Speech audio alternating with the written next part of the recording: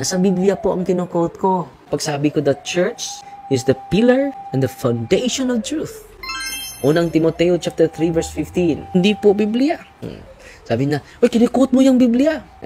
Patunay yan, naniniwala ako sa Biblia. Yes! Sinabi ninyo, paring iyan ay hindi naniwala. Hindi po yan ang punto ko.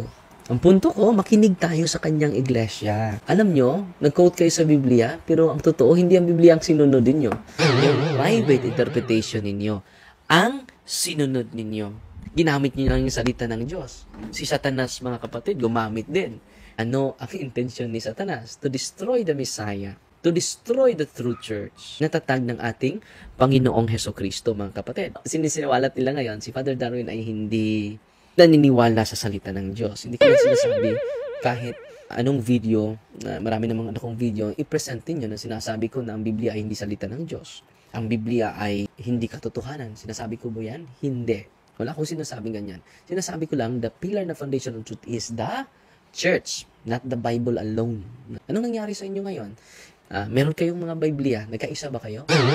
Kaya nga, we grounded on the magisterium. Sino ang makapagbigay ng proper understanding sa Biblia? Hindi bawat isa natin, kundi ang magisterium, the teaching authority of the church, because the church is the pillar and foundation of truth. Ang Iglesia Katolika yan.